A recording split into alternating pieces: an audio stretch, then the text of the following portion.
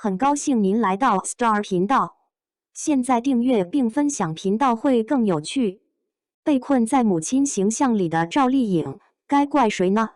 赵丽颖不再是过去的赵丽颖了。张艺谋的这句评价，冯小刚也意识到了。19年前，他刚好19岁，是素人，参加选秀，成为冯小刚组冠军，方才出道。如今，这位青涩的河北姑娘已成为手握飞天奖、金鹰奖、百花奖等众多奖项的万众瞩目的女演员。兜兜转转多年，一个大明星，一个大导演，缘分甚深的两人，合作也算水到渠成。向阳花去年拍摄，今年清明档上映，并成为该档期国产新片冠军，更是达成春节档后首部破亿元国产电影的成就。但1.12亿元票房及豆瓣6.6分的评价，也实在谈不上理想。对演员而言，向阳花中的母亲高月香一角，更像是赵丽颖过往银幕形象的重复，而非突破。她是被困住了吗？向阳花是女子监狱文艺表演队的名称，是刑满释放人员的微信群名，是他们重获新生之后的生。既所在向阳花洗车行，更是赵丽颖饰演的高月香和兰西亚饰演的黑妹的人生之象征。他们跟在你的风雨摧残而不倒，寒霜威压而不折，用血泪浇灌根部泥土，逐节生长，终于迎来自己的秋日，无畏又灿然的怒放。整部影片就是讲生在你的他们如何实现生命的怒放。你的及监狱和他们的来时路。冯小刚手法老辣，仅10分钟便交代清楚了各自的罪。高月香因传播淫秽色情罪被判刑，黑妹因盗窃罪入狱，同是老友，有沾毒的，有拐卖儿童的，不一而足。但主角的罪与其他人不同，他们在道德上是情有可原的。高月香被当作彩礼送给了瘸腿丈夫，婚后丈夫不工作，还家暴，女儿因脑膜炎聋了。她想筹钱给女儿买一副20万的人工耳蜗。打工时结识了叵测之人，引入裸聊一行。虽赚得亏心钱，但为了孩子，哪怕火坑，她亦不选种。被抓不冤枉，但可怜。黑妹与之类似，从小被家法森严的犯罪团伙养大，看似是家人，实则是奴隶；看似是聋哑人，实则是为了犯罪和应对警察装的。结识了懂手语的高月香后，两人互帮互助，结为一体。他们本是至善之人，奈何生不逢时，被命运糟践，遂有牢狱之灾。但凌雨没有困住他们，反倒清洗和抵偿了先前的罪。当监狱大门敞开，阳光普照，他们迎来了新生。是新生，更是血泪。故事来到第2幕，丈夫遗弃的孩子被福利院收养。高月香想去看望孩子，却被园长告知，你没钱没房，不如不打扰。想要获得打扰的权利，就得赚钱、谋生、立足，成个人样。可犯罪前科，成了他不得不背负的隐形监狱。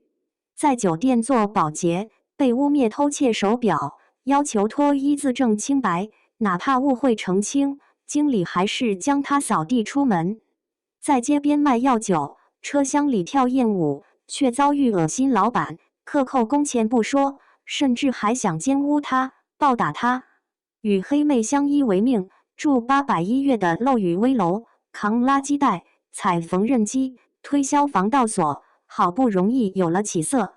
黑妹的盗贼老爹找到他，软禁他，救不出，逃不掉。老爹甚至还要扣押他们，让两人代孕产子，以此赎身。终于，高月香忍无可忍，抄起老爹供奉的大元宝，砸向了那张不肯放过他们、不肯给条活路的象征罪恶的脸。他2次入狱，高月香以破釜沉舟的勇气与狠辣，赎回了黑妹的人生，洗清了周遭的淤泥。6年后出狱，他终于迎来了真正的没有负担的新生。而先前的血泪早已浇灌出一个属于他们的未来向阳花洗车行。女儿的人工耳蜗及关羽神向前的大结义与大团圆，女性群像、女性叙事、女性向阳，也是向死而生。冯小刚的芯片不同以往，陌生的像是平行时空的冯小刚拍的，而这些女演员，其表演可圈可点，尤以赵丽颖和兰西亚突出。兰西亚有一股不被驯服的野性，赵丽颖亦复如是，但更为内敛，因为她必须兼顾母性的柔光，这对演员来说要求更高，标准更高。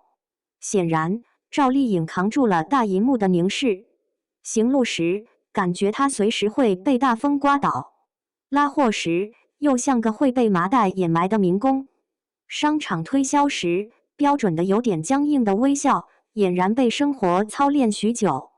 绝望之时，那种恨意滔滔的眼神和报复，像死寂的火山突然喷发。最令人触动的是一个背影，监狱表演前一刻，听见孩子的哭声，他情难自抑地躲到卫生间，以头撞墙，哽咽抽搐，全程看不到脸，却让你分明感觉到那个羸弱的背影在颤抖。从2024年春节档的第20条开始，这1年多时间里，我们似乎一直在荧幕上看着这样的一个赵丽颖，挣扎、绝望、愤怒。纵观赵丽颖荧幕形象，早期的电影作品，诸如《女汉子真爱公式》《乘风破浪》《西游记》《女儿国》等，皆是其电视形象，青春女性、国民初恋、邻家女孩、职场新人的延续和变体。直至2021年离婚后，她有意识地刺入现实，试图通过更多元化的、更贴近当下时代的影视作品，剥蚀自己身上的青春光环。于是，其电视形象蜕变为新时代乡村女性、改革浪潮中的女企业家等，而这也为她铺平了一条可以平滑过渡到电影的道路，既证明了演员的可塑性，还保留了偶像的光环。而后，张艺谋才重新发明了一个赵丽颖，属于大银幕的赵丽颖。在第20条中，她饰演的郝秀萍不会说话，素颜打扮，皮肤黢黑，瘦到脱香，随时在承受暴力和压抑带来的痛苦折磨。为了给孩子筹手术费，她成了卑微的牺牲品，只能逃跑、躲藏，像一只被标记的羊。逼到最后，退无可退，天台上他以手语倾诉绝望，深知自己唯一可以信赖的武器就是这条贱命。于是他纵身一跃，那一刻，羊成了狼。即使反扑的代价是生命，但为了孩子和家人，这名母亲义无反顾。郝秀萍使赵丽颖完成了突变，褪去青春的外衫，步入母性的立场。紧随其后的电影《浴火之路》，她又饰演了一位绝望的母亲，孩子丢了，她四处追寻，和其他寻子者结成暧昧又阴暗的同盟，在灰色地带搞钱，抑制爱的需求，为了孩子以身犯险，为了孩子持刀闯入贼窝，与罪犯缠斗。再到乔妍的心事，这部电影的题材迥异于前2部的现实质感，讲述了一个女明星想要遮蔽为之纠结、不得自由的现状与往事。演一个心不在焉又不得解脱的女明星，对赵丽颖来说没什么难度。片中，她未婚无子，却依然是某种母性形象的象征。在高潮段落，她以姨母的身份闯入狼穴，与邪恶的经纪公司老板对峙，险被强奸，惨遭暴打，但她仍能沉着自救，随手抄起手边物件，砸向那个恶心的人，脸上溅着罪人的血，怀里抱着拼命守护的孩子。这一幕即可成为近2年赵丽颖荧幕形象的强烈符号。圆脸、白皙、瘦弱，身躯似羊，却有逆鳞孩子。人有鹰通鹰之，则必杀人。婴儿护崽的羊，随时可化身为狼，奋不顾身地去厮杀。冯小刚对赵丽颖的要求，并没有脱离这一符号，甚至可以说，高月香是郝秀萍的延伸。两个角色都深爱孩子，都是为了孩子筹钱走到犯罪边缘，都与犯罪团伙和善良的公检法人员纠缠甚深，都在绝望的一刻以自枪为代价拼命反抗不公与罪恶。自从张艺谋发掘出赵丽颖身上独特的母性力量，后续导演们便延续并巩固了这一天才般的洞见。不同的仅仅是戏份长短、故事题材。当然，对赵丽颖而言，最大的不同是，她从大导演的配角，成功的跻身至第一主角。被困在母亲形象里的赵丽颖，是否会厌倦这种重复？我们不得而知。但角色重复，就一定是坏事吗？也不一定。吴京多数作品都是以一挑十的硬汉，段奕宏、张译多数作品非军即警。王宝强是乡土喜剧，徐峥是城市喜剧，黄渤是城乡结合部喜剧，沈腾是小城喜剧，雷佳音多是正直却带着一丝刁滑的小人物，肖央干脆是苦情爸爸专业户。活跃在当今影坛的诸位演员，皆不得不进入角色重复的循环。可见，重复并不可怕，可怕的是只会机械重复而毫无变化。甚至电影非但不能给角色创造表演空间，反而会因剧本、制作、导演等主创才能的缺陷，拖了演员的后腿。高月香就是一个被拖累的角色。这个角色从卖身世嫁人开始，先后遭遇女儿大病，于犯罪边缘赚钱，不幸入狱。出狱后又被歧视、殴打、侮辱，乃至奋力一击，二次入狱。最终才迎来曙光。论其角色弧光，其饱满丰富、生死顿挫，远胜赵丽颖以前的人医角色，几乎可以称之为电影领域的盛名兰和许半夏。可惜其差一着，罪不在演员，而是剧作本身，亦或冯小刚能力欠奉。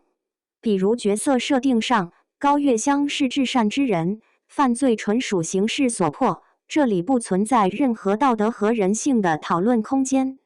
一株出淤泥而不染的莲，干净是干净了，但力道明显不足。倘若他在裸聊时，发现对方是学生又一个孩子，良心和母爱的二难抉择下，高月香该当如何？类似这样的纠结与挣扎根本没有，只能塑造一个道德圣洁的无辜罪人。这是冯小刚狡黠又软弱的地方。再者，人物关系上有一个致命缺陷，在100多分钟的剧情里，高月香母女从未同框，只在大结局团圆部分，母女才合体出现。也许导演有其考量，但对演员来说，无疑被剥夺了一个重要的表演机会。爱女心切的她，从前到后只能空相思，而无对手戏。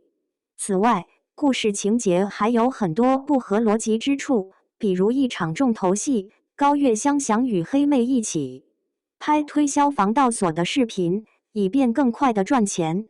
黑妹拒绝，她坚持要拍，他坚持不拍，于是两人闹掰，踢板凳、掀桌子，互骂对方婊子、盗贼，以至于两人决裂。决裂是标准的电影叙事，主角组建团队，遭遇困难，联手抗敌，决战前夜突然决裂，主角反省，而后召回队友，并在最终决战大获全胜。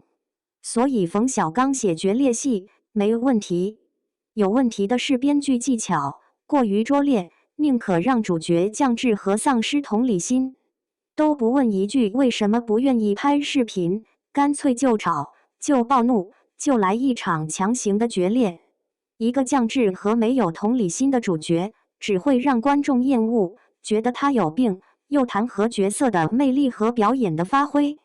更可叹的是，向阳花已经是赵丽颖参演的4部电影中品质最佳、戏份最多以及表演空间最大的一部了。故而，与其说是赵丽颖被困在为母则刚的形象里，不如说那些给赵丽颖递本子的导演编剧们，麻烦再用点心吧。